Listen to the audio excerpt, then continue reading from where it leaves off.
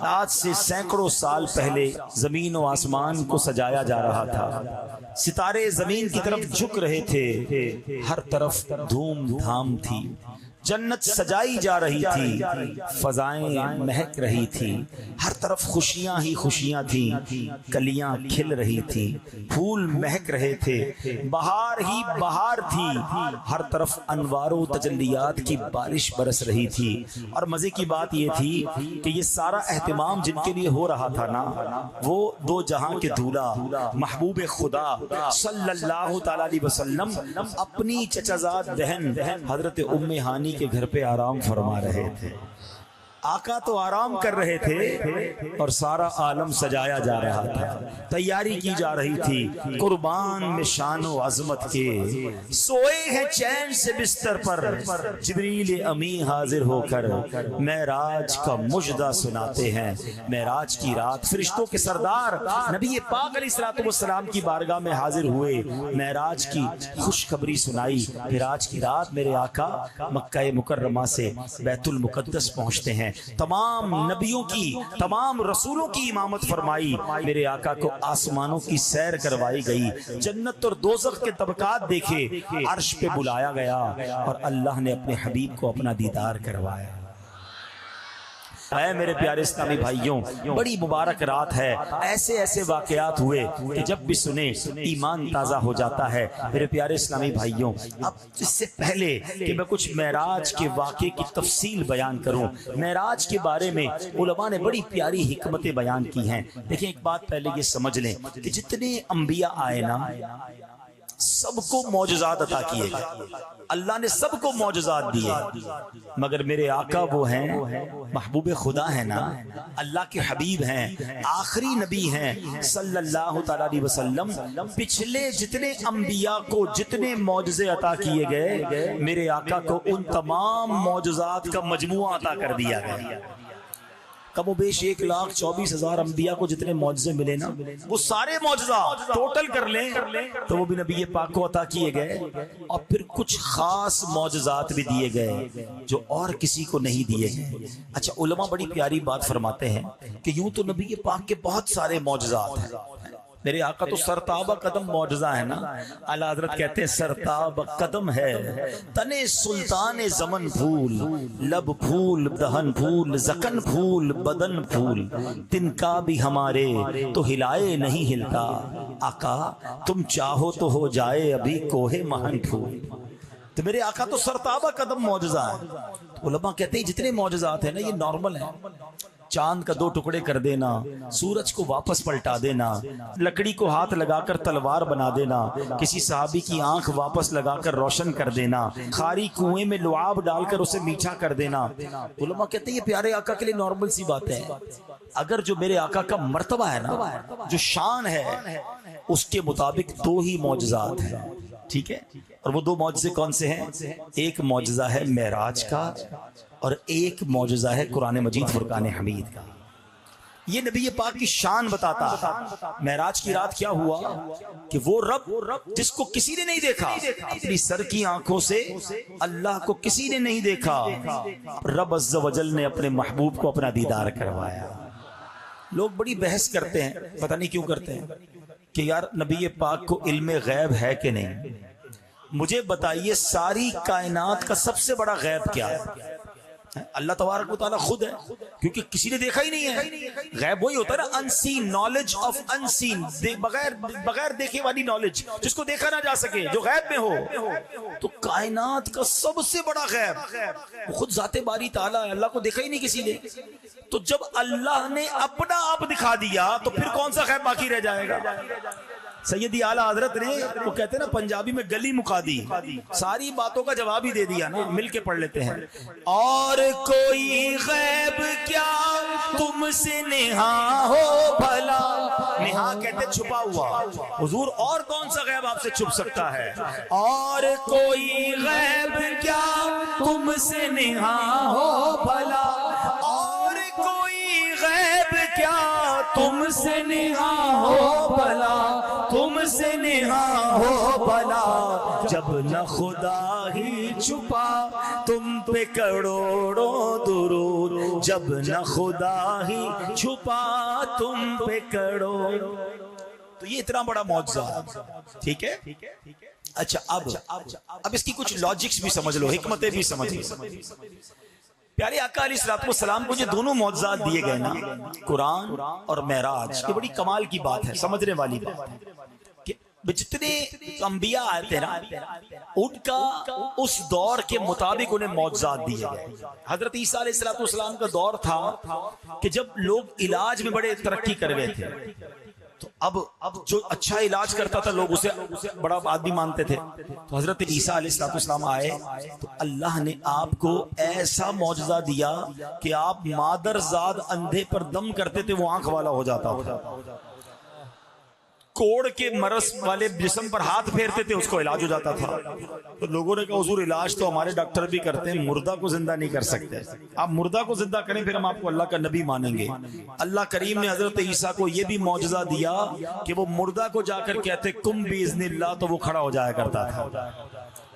معجزہ کیسا تھا اس دور کے مطابق. حضرت موسیٰ علیہ السلام کا دور آیا، جادوگروں کا دور تھا، طرح طرح کے جادو دکھاتے تھے.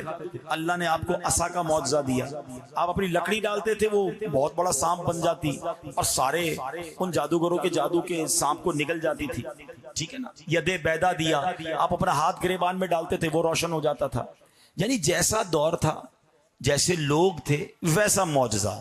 اب نبی پاک کا جو دور تھا نا، عرب کے لوگ تھے، ان کو اپنی زبان پر بڑا ناز تھا. وہ کہتے تھے ہم بڑے بولنے والے، ہمیں اچھا بولنا آتا ہے، انٹلیکچوئلز تھے.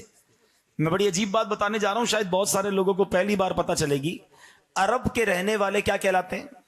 عربی. کیا کہلاتے ہیں؟ اور جو عربی نہیں ہوتے وہ کیا کہلاتے ہیں؟ کیا کہلاتے ہیں؟ زور سے. عجمی. ہم کون ہیں؟ عجمی. کتنا شوق سے بتا رہے ہو. آپ کو پتا ہے عجمی کے معنی کیا ہے؟ عرب کے لوگ کہتے تھے ہم بولنے والے، ہم عربی ہیں، باقی ساری دنیا گونگی ہے. گونگا، بول نہ سکنے والے کو عجمی کہتے ہیں. یعنی ان کو اپنی بولی پر اتنا ناز تھا کہ وہ کہتے بولنا ہمیں ہی آتا ہے، عربیوں کو بولنا آتا ہے، باقی ساری دنیا عجمی، ہم عجمی ہیں، ہے نا. یعنی ایسا دور تھا. ان کے اندر زبانوں سے مقابلے ہوتے تھے، الفاظ سے مقابلے ہوتے تھے، تلوار کے مقابلے کے ساتھ ساتھ وہ کلام کے ذریعے بھی مقابلہ کرتے تھے. اب ایسے دور میں نبی پاک تشریف لائے. اللہ نے آپ کو کیسی زبان عطا فرمائی، کیسے جملے عطا فرمائے. اللہ اکبر. میرے آقا جب گفتگو فرماتے تھے نا، تو بڑے بڑے فصحا، بلغا، انٹلیکچوئل، جن کو اپنی زبان پر بڑا ناز تھا، گنگ ہو جاتے تھے، خاموش ہو جاتے تھے کہ یہ کہاں سے گفتگو لے کر آئے، کدھر سے سیکھ کر آئے. بریلی کے تاجدار یہی تو بات کہتے ہیں نا کہ میں نثار تیرے کلام پر ملی یوں تو کس کو زبان نہیں. وہ سخن ہے جس میں سخن نہ ہو، وہ بیاں ہے جس کا بیاں نہیں. آقا تیرے آگے یوں ہیں دبے لچے، فصحا عرب کے بڑے بڑے، کوئی جانے منہ میں زبان نہیں بلکہ جسم میں جان نہیں. اب آقا نے قرآن کی تلاوت کرنا شروع کی. وہ کہتے یہ کسی بشر کا کلام نہیں ہے، قرآن کے آگے یہ سارے بے بس ہو گئے. تو قرآن جواب تھا ان لوگوں کے لیے جن کو اپنی زبان پر بڑا ناز تھا. لیکن یہ دور نبی پاک کا صرف عرب کے لوگوں کا دور تو نہیں تھا نا. میرے آقا تو آخری نبی ہیں، قیامت تک دور نبی پاک کا ہے. تو ہو سکتا ہے آج تو سائنس نے بڑی ترقی کر لی، جہاز بن گئے، راکٹ بن گئے، اسپیس اسٹیشن بن گئے، سپر سونک ایئر کرافٹ بن گئے، موبائل فون آ گیا، انٹرنیٹ آ گیا. تو ہو سکتا ہے کوئی اٹھ کے کہتا جناب آپ تو کہتے ہیں کہ ہر نبی کو اس کے دور کے مطابق معجزہ دیا گیا، آج تو سائنس کا دور ہے، بتاؤ تمہارے نبی کے پاس کون سا معجزہ ہے؟ ہائے ہائے، پوری دنیا کی سائنس کو جواب ہے معراج شریف. ہے دنیا نے بڑی ترقی کی ہے، نو ڈاؤٹ، گھنٹوں میں مہینوں کا سفر طے ہو جاتا ہے. مگر سنو، میرے آقا نے جو سفر کیا تھا نا، نبی پاک نے مکے سے بیت المقدس کا سفر کیا، بیت المقدس سے 7 آسمان کی سیر کی، جنت کی سیر کی، جو جہنم کے طبقات ملاحظہ کیے، رب کی بارگاہ میں حاضری دی. یہ پورا سفر کر کے میرے آقا واپس آتے ہیں تو ابھی نبی پاک کا بستر گرم ہے. دروازہ کھولتے ہیں تو کنڈی کتنی دیر ہلتی ہے؟ چند سیکنڈ. آقا دروازہ کھول کر گئے تھے، واپس آ گئے، پورا سفر کر کے کنڈی ابھی بھی ہل رہی ہے. وضو کر کے تشریف لے گئے تھے تو وضو کا پانی بہتا ہے تھوڑی دیر. میرے آقا یہ صدیوں کا سفر کر کے واپس آئے ہیں اور وہ وضو کا پانی ابھی بھی بہ رہا ہے. یہ کیسا ٹریول تھا، یہ کتنی سپیڈ تھی. اللہ اکبر. اب عقل تو کہتی کہ ٹائم کو کیا ہو گیا تھا، سب چیزیں ویسی کی ویسی اور آقا سفر کر کے آ گئے. تو سبحان اللہ. اب آؤ عشق کی زبان میں جواب لے لو. میرے اور آپ کے ہاتھ میں گھڑی ہے، گھڑی ہوتی ہے نا، اس کا سیل نکال لیں تو گھڑی کی ٹک ٹک رک جائے گی نا، پھر سیل لگائیں گے تو پھر چلنا شروع ہو جائے گی. ایسا ہی ہے نا. بات یہ ہے کہ میرے آقا جو ہے نا وہ عالم کی جان ہے. جان چلی گئی تھی، عالم رک گیا تھا. آقا واپس آئے، دنیا نے پھر چلنا شروع کر دیا. بریلی کے تاجدار یہی تو بات فرماتے ہیں نا، وہ جو نہ تھے تو کچھ نہ تھا، وہ جو نہ ہو تو کچھ نہ ہو، وہ جو نہ تھے تو کچھ نہ تھا، وہ جو نہ ہو تو کچھ نہ ہو. جان ہے وہ جہان کی، واللہ جان ہے وہ جہان کی جان ہے تو جہان ہے. پڑھیے صلی علی نبینا صلی علی محمد. اچھا اب 27ویں رات ہو گئی اور صبح ہوئی تو میرے آقا نے مکے والوں کو بتایا کہ میں رات ہی بیت المقدس بھی ہو کر آ گیا ہوں اور آسمانوں کی سیر بھی کر کے آ گیا ہوں. ابو جہل تھا اس زمانے میں کفاروں کا سربراہ. اس نے سنا تو کہتا کیا بات کر رہے ہیں آپ؟ کہاں؟ تو کہا کیا میں اور لوگوں کو جمع کروں؟ اب پھر بھی یہ بات ان کے سامنے کریں گے؟ نبی پاک نے فرمایا بالکل کروں گا. اب اس نے کیا کیا؟ اور شرارتی لوگوں کو جمع کیا اور نبی پاک سے پوچھا کہ آپ کیا فرما رہے تھے، آپ رات کہاں گئے تھے؟ پیارے آقا نے فرمایا کہ میں رات کے تھوڑے حصے میں مکہ پاک سے بیت المقدس اور آسمانوں کی سیر کر کے آیا ہوں. اب وہ سارے لوگ ہنسنے لگے، مذاق اڑانے لگے، نبی پاک پر اعتراض کرنے لگے. پتہ ہے اعتراض کیوں تھا؟ اب میں آپ کو سمجھاتا ہوں. اعتراض یوں تھا کہ اگر کوئی شخص آپ کے پاس میرپور ماتھیلو میں عشاء کی نماز میں آپ کی ملاقات ہو اور پھر فجر کی نماز میں جب وہ آپ کے پاس آئے تو وہ آپ کو بتائے کہ میں رات کو امریکہ لندن گھوم کر آ گیا ہوں، اب یہی کہیں گے لگتا ہے طبیعت خراب ہے آپ کی، یا خواب میں گئے ہوں گے. ایسا ہی ہے نا کہ ایک رات میں عشاء میں بھی آپ یہیں تھے، فجر میں بھی آپ یہیں ہیں، جہاز میں بھی جائیں تو اتنی جلدی واپس نہیں آ سکتے. پرابلم یہ تھا کہ مکہ پاک سے بیت المقدس یعنی مسجد اقصی کا جو راستہ تھا نا وہ 1 مہینے کا راستہ تھا. کوئی اونٹ پر جائے، گھوڑے پر جائے تو 1 مہینہ لگتا ہے، واپس آئے تو پھر 1 مہینہ لگتا ہے. تو نبی پاک فرما رہے رات کو گیا اور واپس بھی آ گیا. تو وہ مذاق اڑانے لگے، وہ ایمان والے تو تھے نہیں. اچھا اب لوگوں نے کہا موقع اچھا ہے، ابو بکر صدیق رضی اللہ تعالیٰ ہر بار ان کا بڑا ساتھ دیتے ہیں، آج ان کے دوست کو ان سے بہکا دیتے ہیں. وہ لوگ فوراً چلے گئے حضرت ابو بکر صدیق کے گھر پر، دروازہ کھٹکھٹایا، اب باہر آئے کہ دیکھو تمہارے نبی کیا کہتے ہیں جن کا تم کلمہ پڑھتے ہو. کہا کیا فرماتے ہیں؟ کہ وہ کہتے ہیں رات کے تھوڑے حصے میں بیت المقدس ہو کر آ گئے. صدیق اکبر فرماتے ہیں کیا واقعی میرے نبی نے ایسا کہا ہے؟ وہ کہتے ہیں ہاں ایسا ہی کہا ہے. ہو سکتا ہے ان کے دل میں یہ خیال آیا ہو کہ لگتا ہے دل میں کچھ گڑبڑ ہو رہی ہے، کچھ وسوسہ آ رہا ہے. کہا ہاں بالکل یہی کہہ رہے ہیں. آئے ہائے ابو بکر صدیق رضی اللہ تعالیٰ فرماتے ہیں اگر میرے نبی فرماتے ہیں تو سچ فرماتے ہیں، آقا فرماتے ہیں تو حق فرماتے ہیں. وہ دن ہے، آج کا دن ہے. صدیق اکبر کا نام صدیق پڑ گیا، تصدیق کرنے والا پڑ گیا. لوگوں نے پوچھا اے ابو بکر تم تو بڑے عقل مند ہو، اس بات کی تصدیق کیسے کرتے ہو کہ تھوڑی دیر میں بیت المقدس سے کوئی واپس آ سکتا ہے؟ صدیق اکبر نے بڑا کمال کا جواب دیا. کہا یہ تو زمینی خبریں ہیں، ہمارے آقا تو ہمیں آسمان کی خبریں دیتے ہیں، ہم اس پر بھی تصدیق لائے ہیں، ہم تو اس پر بھی ایمان لائے ہیں. آقا فرماتے اللہ ایک ہے، ہم نے مانا اللہ ایک ہے. وہ فرماتے جبریل آتے قرآن لے کے، ہم نے دیکھا نہیں، ہم کہتے جبریل آتے ہیں. وہ کہتے قرآن رب کی کتاب ہے، ہم مانتے قرآن رب کی کتاب ہے. جب اتنی باتیں مانتے ہیں تو اگر یہی محبوب کہہ رہے ہیں بیت المقدس ہو آئے ہیں تو ہم نے یہ بھی ماننی ہے. لیکن سچی بات پتہ ہے کیا ہے؟ صدیق اکبر رضی اللہ تعالیٰ نے ہمیں بڑا پیارا سبق سکھا دیا ہے. ہاں یہ ذرا میں وسوسہ بھی آج کلیئر کر دوں اور عقیدہ بھی بیان کر دیتا ہوں. پہلے تو ذرا پرابلم یہ ہے کہ 27ویں رجب کی صبح 2 قسم کے گروہ تھے. ایک کو پرابلم تھی، ایک کو تکلیف تھی، ایک کو اعتراض تھا کہ نبی پاک کیسے ہو کر آ گئے، اور ایک گروہ وہ تھا جو صحابہ کا تھا، وہ خوشیاں منا رہے تھے. کہ آقا کو معراج نصیب ہو گئی ہے, میرے آقا رب کا دیدار کر کے آئے ہیں, ہم ہیں وہ ہمارے نبی, ان کے ہم امتی, امتی تیری قسمت پہ لاکھوں سلام. ہر سال آج بھی دیکھ لیں 1450 سال ہو گئے ہیں, جب بھی معراج کی رات آتی ہے عاشقان رسول جھوم رہے ہوتے ہیں. کچھ لوگوں کو پرابلم بھی ہو رہی ہوتی ہے, جن کو پرابلم ہوتی ہے وہ اپنا ٹھکانہ دیکھ لیں. ہم تو الحمدللہ صدیق اکبر کے چاہنے والے ہیں, اور صدیق اکبر نے ہمیں سکھا دیا ہے. وہ پنجابی لوگ کہتے ہیں نا اسی منن والے سوچن والے نہیں ہیں. ہاں ہمارا کام لبیک کہنا ہے, اللہ نے فرمایا, اللہ کے حبیب نے فرمایا, ہم نے بالکل مان لینا ہے. ہر بات عقل میں آئے یہ ضروری نہیں. آج سے 100 سال پہلے اگر کسی کو کہتے کہ بندہ جہاز میں بیٹھ کر اڑے گا تو لوگ مذاق اڑاتے. کوئی یہ کہتا کہ جناب ٹیلی فون پر اپنے گھر والوں کو امریکہ میں بیٹھ کر بھی دیکھ لے گا تو لوگ مذاق اڑاتے. آج ہر آدمی دیکھ رہا ہے, اس کے موبائل میں موجود ہے. ارے جب تم کنیکشن کے ذریعے یہاں بیٹھ کر امریکہ میں بات کر سکتے ہو تو اگر اولیاء کرام روحانی کنیکشن کے ذریعے دنیا بھر کو دیکھ لیں تو اس میں کیا پرابلم ہے؟ ہم دنیاوی کنیکشن کے ذریعے دیکھیں تو کوئی پرابلم نہیں, وہ روحانی کنیکشن کے ذریعے دیکھیں تو کسی کو کیوں اعتراض بنتا ہے؟ تو ایک تو یہ بات کلیئر ہو گئی. دوسرا ایک وسوسہ کریٹ کرتے نا لوگ, ہم کہیں ذہنوں میں بات ڈال دیتے ہیں کہ جناب بات تو ٹھیک ہے, معراج ہوئی تھی مگر خواب میں ہوئی تھی. نبی پاک کو جو معراج ہوئی نا وہ جسمانی نہیں, وہ خواب میں ہوئی تھی. یہ اعتراض آتا ہے.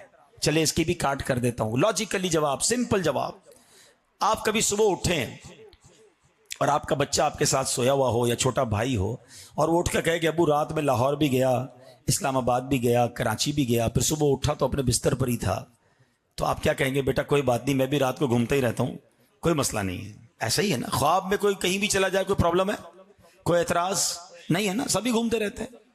مجھے ایک بات بتائیں, نبی پاک نے جب 27 رجب کی صبح یہ اعلان کیا کہ میں بیت المقدس سے ہو کر آیا ہوں, ابو جہل اور اس کے چیلوں نے جو اعتراض کیا, وہ اعتراض کیوں کیا پھر؟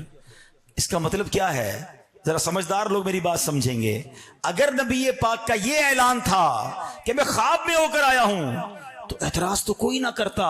آقا نے اعلان ہی یہ فرمایا تھا کہ میں جسمانی طور پر ہو کر آیا ہوں. بات سمجھ آ رہی ہے؟ یہ اعتراض کرنا, یہ جھگڑا بننا, یہ آرگیومنٹ ہونا بتا رہا ہے کہ میرے آقا کا دعویٰ یہی تھا, نبی پاک کا اناؤنسمنٹ یہی تھا کہ میں جسمانی طور پر بیت المقدس ہو کر آیا ہوں. تو سبحان اللہ, ہمارا جو عقیدہ ہے وہ بالکل درست ہے کہ رب نے اپنے حبیب کو ان کے جسم اقدس کے ساتھ, روح مقدس کے ساتھ, سبحان اللہ, یہ سیر کروائی ہے. اللہ جو چاہے, ان اللہ علی کل شیء قدیر, ہمیں اس کی قدرت پر یقین ہے. اچھا جناب, یہ تو بات کلیئر ہو گئی. اب آؤ, ان کفار سے صبر نہیں آیا نا ان کو, کہا اچھا آپ واقعی ہو کر آئیں؟ کہا ہو کر آئیں. اچھا یہ بھی انہیں پتا تھا کہ یہ کبھی بیت المقدس گئے نہیں ہیں, نبی پاک کبھی جسمانی طور پر بیت المقدس نہیں گئے, انہیں معلوم تھا. تو انہوں نے کہا اچھا ایک بات بتائیں, آپ رات گئے؟ فرمایا ہاں میں گیا. کہا اچھا ہم آپ سے کچھ سوال کرنا چاہتے ہیں. کہو. کہا یہ بتائیں بیت المقدس کی مثال دے رہا ہوں, کتنے پلرز ہیں, اس کی دیواریں کیسی ہیں؟ کیونکہ ان کو یہ پتا تھا کہ کبھی گئے تو نہیں ہیں, اگر یہ واقعی گئے تو بتا دیں گے. اچھا یہ بڑا ٹپیکل کوسچن تھا. اب مثال دیتا ہوں, میں آج بیان کر رہا ہوں, اب میں یہاں سے واپس چلا جاؤں تو کوئی مجھے کہے بتاؤ آپ گئے تھے؟ میں کہاں, بتاؤ جس گوڈاؤن میں گئے تھے اس کے پلر کتنے ہیں. تو میں نے پلر تھوڑی گنے ہیں بھائی, مجھے تو یہ بھی نہیں پتا پیچھے دیوار کا کلر کیا ہے. کوئی کہہ رہا آپ بیان کرنے گئے تھے, بتائیں پیچھے دیوار کا کلر کیا ہے. میں بیان کرنے گیا تھا, چیزیں نوٹ کرنے تو نہیں گیا تھا کہ کتنی لائٹیں کتنے پنکھے ہیں. اب نبی پاک سے بڑا عجیب سوال انہوں نے کیا کہ آپ واقعی گئے تھے؟ کہاں. تو بتائیے اس کی دیواریں کیسی ہیں, اس کی محرابیں کیسی ہیں. اب انہوں نے نبی پاک کو ایک طرح سے معاذ اللہ جھوٹا ثابت کرنے کے لیے عجیب عجیب سوال کرنے شروع کر دیے, مگر انہیں معلوم نہیں تھا وہ بات کس سے کر رہے ہیں.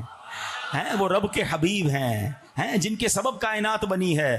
اللہ اکبر. اب دیکھو اس دن کیا ہوا, اللہ کریم نے اپنے محبوب کے سامنے, ہم کہتے ہیں نا ڈیجیٹلی, جناب آج کل جو ہے وہ کمپیوٹر کے ذریعے بہت ساری چیزیں ہم دیکھ سکتے ہیں, انٹرنیٹ کا زمانہ ہے.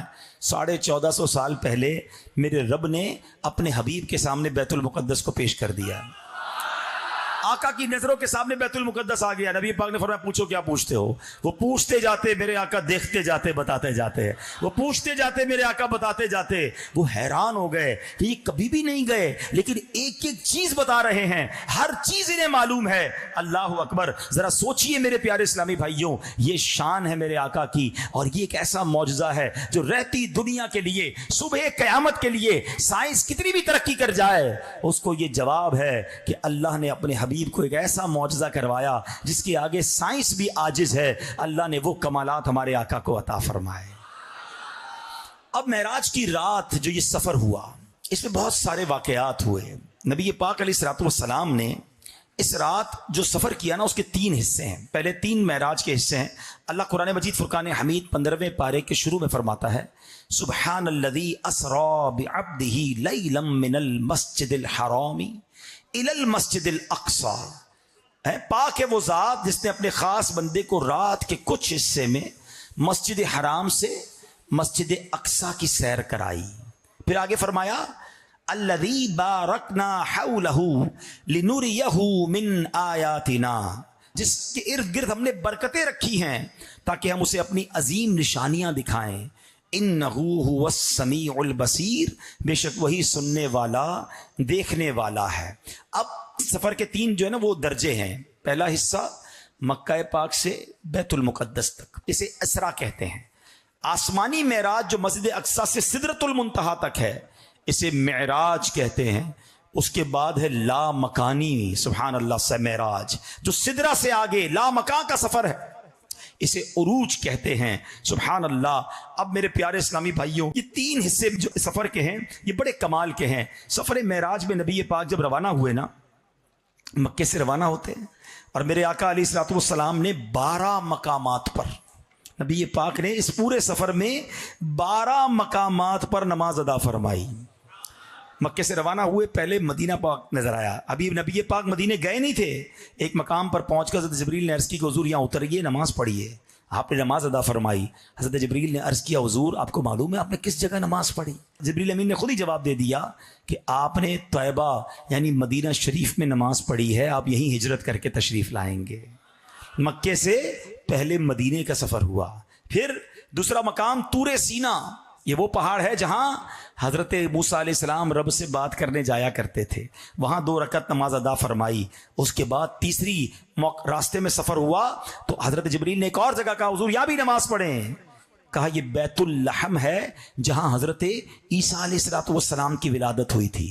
और आगे गए तो आपने हज़रत मूसा अलैहिस्सलातु वस्सलाम को देखा। नबी पाक की हदीस है, मुस्लिम शरीफ की हदीस है कि मैं मेराज की शब मेरा गुजर हज़रत मूसा अलैहिस्सलातु वस्सलाम की कब्र से हुआ जो रेत के सुर्ख टीले के पास वाक़े है। उस वक्त मूसा अलैहिस्सलातु वस्सलाम अपनी कब्र में खड़े नमाज पढ़ रहे थे। अल्लाह अकबर। अब ज़रा थोड़ा सा समझिएगा बात को। देखिए, आप बयान गौर से सुनते जाओगे ना तो बहुत सारे वसवसों की काट, बहुत सारी चीज़ें क्लियर होती चली जाएंगी। पहली बात तो यह है कि नबी पाक अलैहिस्सलातु वस्सलाम हज़रत मूसा की कब्र के करीब से गुजर रहे हैं। इसका मतलब अंबिया की, बुजुर्गों की कब्र पर जाना ये नबियों का तरीका है। और अल्लाह ने नबी पाक को कैसी आँख अता फरमाई कि कब्र के अंदर भी देख रहे हैं।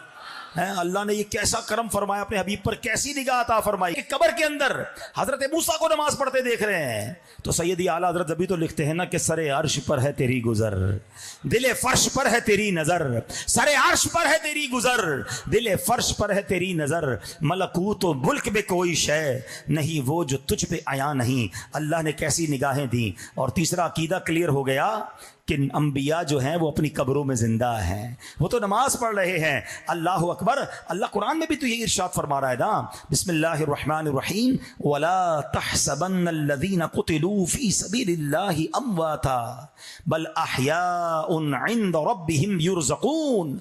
अल्लाह फरमाता है जो अल्लाह की राह में शहीद किए गए, हरगिज़ उन्हें मुर्दा ख्याल न करो, मुर्दा ख्याल न करना, बल्कि वो अपने रब के पास जिंदा हैं, उन्हें रिस्क दिया जाता है। अब उलमा बड़ी प्यारी बात कहते हैं कि शहीद के बारे में कुरान कह रहा है कि उन्हें मुर्दा ना कहो, वो कब्र में जिंदा है, उन्हें रिस्क मिलता है। तो शहीद से बड़ा मर्तबा तो नबी का है ना। जिस नबी की उम्मत में कोई शहीद जिंदा हो तो नबी का कब्र में आलम क्या होगा। और हदीस पाक भी है, अल्लाह के हबीब अलैहिस्सलातु वस्सलाम फरमाते हैं, बेशक अल्लाह पाक ने ज़मीन पर अंबिया इकराम के जिस्मों को खाना हराम फरमा दिया है। अल्लाह पाक के नबी जिंदा हैं, उन्हें रिस्क दिया जाता है। एक और जगह अल्लाह के हबीब अलैहिस्सलातु वस्सलाम फरमाते हैं, अंबिया इकराम अपनी कब्रों में जिंदा हैं और नमाज भी पढ़ते हैं। تو یہ حدیث بھی ثابت ہوئی, قرآن کی آیت بھی ہم نے جان لیا, تو پتہ چلا کہ انبیاء شہداء وہ اپنی قبروں میں زندہ ہوتے ہیں. اور مسلم شریف کی میں نے حدیث سنائی ہے کہ نبی پاک کہتے ہیں میں نے حضرت موسیٰ کو معراج کے سفر میں اپنی قبر میں نماز پڑھتے ہوئے دیکھا. اور سنو میرے آقا صلی اللہ تعالی علیہ وسلم بھی اپنے مزار پرانوار میں زندہ ہیں. امام عبد الوہاب شعرانی فرماتے ہیں آقا اذان و اقامت کے ساتھ نماز بھی ادا فرماتے ہیں. ہاں, قبر انور میں اذان و اقامت کے ساتھ نماز ادا ہوتی ہے, اور دیگر انبیاء کرام بھی اپنی اپنی قبروں میں نماز ادا فرماتے ہیں. تو کیا شان ہے میرے آقا علیہ الصلوۃ والسلام کی, انبیاء کی, صحابہ اور اہل بیت کی. اب آگے چلیے, اس طرح ایک اور مسئلہ بھی حل ہو گیا کہ قبور مسلمین پر جانا. لوگ کہتے ہیں قبرستان کیوں جاتے ہو, مزار پر کیوں جاتے ہو؟ پیارے آقا علیہ الصلوۃ والسلام معراج کی رات حضرت موسیٰ کی قبر سے گزر رہے ہیں. اچھا, پھر نبی پاک احد شریف بھی جایا کرتے ہیں, بار بار جایا کرتے.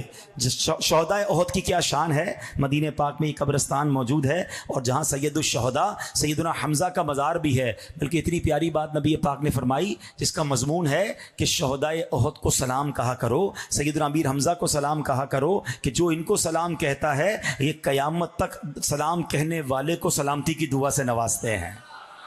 تو مزارات اولیاء پہ جانا, صحابہ کے مزار, انبیاء کے مزار پہ جانا, یہ کوئی پرابلم نہیں ہے. اچھا, ایک اور بات, نبی پاک نے مدینہ پاک میں نماز پڑھی, بیت اللحم جہاں حضرت عیسیٰ کی ولادت ہوئی وہاں نماز پڑھی. پیارے آقا علیہ الصلوۃ والسلام نے کوہ طور پر نماز پڑھی. تو پتہ یہ چلا کہ مبارک مقام, متبرک مقام پر جا کر عبادت کرنا یہ بھی نبیوں کا طریقہ ہے, یہ پیارے آقا کا طریقہ ہے. تو اگر کوئی جا کر کسی بزرگ کے مزار کے پاس جا کر فاتحہ پڑھتا ہے, وہاں قریبی مسجد میں جا کے نوافل پڑھتا ہے, قرآن پڑھتا ہے, تو اس میں کوئی کسی قسم کا مسئلہ نہیں ہے. اب آگے چلتے ہیں. اب نبی پاک پہنچ گئے مسجد اقصیٰ. آئے ہائے, مسلمانوں کا قبلہ اول. اور آپ کو پتہ ہے وہاں کیسی نماز ہوئی ہے؟ کائنات میں ایسی نماز کبھی نہیں ہوئی ہے. سارے انبیاء صف بصف کھڑے ہیں, اور میرے آقا پہنچتے ہیں, اور جبریل امین نبی پاک سے عرض کرتے ہیں حضور آپ نے امامت کرنی ہے. سارے نبیوں کی امامت نبی پاک نے بیت المقدس میں فرمائی. اور سبحان اللہ, اب نبی پاک علیہ الصلوۃ والسلام نے جو نماز پڑھائی نا, 2 رکعت نماز پڑھائی تھی. پہلی رکعت میں میرے آقا نے سورہ کافرون کی تلاوت فرمائی, دوسری رکعت میں سورہ اخلاص کی تلاوت فرمائی. انبیاء کی 7 صفیں تھیں, ان میں 3 صفیں مرسلین کی تھیں. ذرا سوچو تو صحیح کیسا منظر ہوگا کہ مقتدی ہیں سارے انبیاء, مقتدی ہے سارے انبیاء, مصطفیٰ امام ہو گئے. یہ کیسی نماز ہے. بریلی کے تاجدار کہتے ہیں آؤ میں بتاتا ہوں اس میں راز کیا ہے, یہ نماز اقصیٰ کیوں کروائی گئی. اللہ اکبر. آپ فرماتے ہیں نماز اقصیٰ میں تھا یہی سر, عیاں ہو معنائے اول آخر, ہے دست بستہ پیچھے حاضر. جو سلطنت آگے کر گئے تھے, جو پہلے سلطنت کر گئے, جو انبیاء پہلے گزر گئے, انہیں بھی بتانا تھا کہ امام الانبیاء, ساری دنیا کو گویا یہ پیغام دیا گیا کہ یہی آقا ہے, یہی امام الانبیاء ہیں.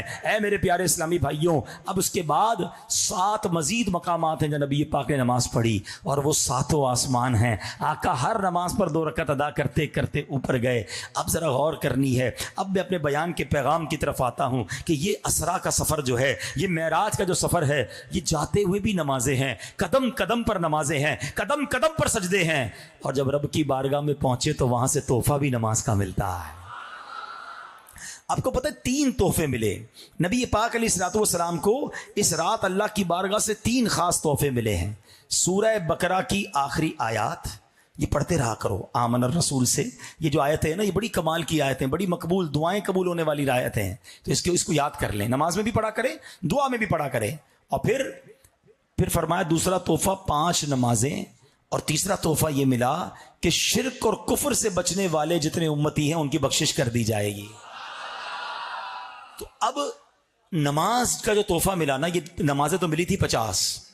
آپ جب واپس آئے تو حضرت موسیٰ علیہ الصلوۃ والسلام نے آپ سے ملاقات کی. اب حضرت موسیٰ کی سپیڈ دیکھیں, تھوڑی دیر پہلے قبر میں نماز پڑھ رہے ہیں اور پیارے آقا سے آسمان پہ ملاقات بھی ہو رہی ہے. تو نبیوں کو اللہ نے بڑے کمالات سے نوازا ہے. تو جب حضرت موسیٰ کا یہ عالم ہے تو پھر ہم کیوں نہ کہیں کہ فریاد امتی جو کرے حال زار میں, ممکن نہیں کہ خیر بشر کو خبر نہ ہو, آقا بھی ہماری مدد فرمائیں گے. اب آقا سے حضرت موسیٰ عرض کرتے ہیں حضور 50 نمازیں آپ کی امت نہیں پڑھ سکے گی, اب جائیے کچھ کم کروا کے آئیے. میرے آقا پھر جاتے ہیں, عرض کرتے ہیں 5 کم ہو جاتی ہیں تو حضور پھر جائیے یہ بھی زیادہ ہے. آقا پھر جاتے ہیں 40 ہو جاتی ہے. بار بار عرض کرتے ہیں, نبی پاک بار بار جاتے ہیں. 9 بار نبی پاک جاتے ہیں بارگاہ الہی میں. اب کتنی ہو گئی؟ 5. حضرت موسیٰ عرض کرتے ہیں حضور یہ بھی زیادہ ہیں, مجھے بنی اسرائیل کا تجربہ ہے, اب یہ بھی کم کروائیے. اللہ کے حبیب فرماتے ہیں اب مجھے شرم آتی ہے. سبحان اللہ. محبوب و محب کی باتیں ہیں نا. اللہ کی طرف سے ارشاد ہوتا ہے اے محبوب ہمارے کلمات بدلتے نہیں, تمہاری امت نماز 5 پڑھے گی, ثواب 50 کا ہی دیا جائے. اب اس میں بھی بڑے مسئلے حل ہو گئے جناب کہ حضرت موسیٰ علیہ السلام تو دنیا سے پردہ فرما چکے تھے صدیوں پہلے, صدیوں کے بعد بھی مدد کر رہے ہیں. جو کہتے ہیں دنیا سے جانے کے بعد اللہ والے مدد نہیں کرتے, پھر تو ان کو 50 نمازیں پڑھنی چاہیے. حضرت موسیٰ نے مدد کی ہے, اس میں ان کو ماننا پڑے گا کہ ہاں حضرت موسیٰ کے مشورے سے نبی پاک گئے تھے. تو پتہ چلا اللہ والے دنیا سے جانے کے بعد بھی اللہ کی عطا سے مدد فرماتے ہیں. ایک مسئلہ تو یہ کلیئر ہو گیا. دوسری بات, حضرت موسیٰ خود بھی اللہ کے نبی ہیں, وہ خود ہی اللہ سے عرض کر دیتے یا اللہ 50 کی 5 کر دے, مگر انہوں نے نبی پاک سے عرض کیا تو پتہ چلا اللہ کی بارگاہ میں اللہ کے پیاروں کا وسیلہ پیش کرنا یہ بھی نبیوں کا طریقہ ہے. کوئی حرج نہیں اگر ہم اللہ کے حبیب کا وسیلہ اور اللہ کی بارگاہ میں اس کے نیک بندوں کا وسیلہ پیش کریں, تو اس میں بھی کوئی پرابلم نہیں ہے. تیسرا, علماء نے بڑے عشق والی ایک بات کہی ہے کہ حضرت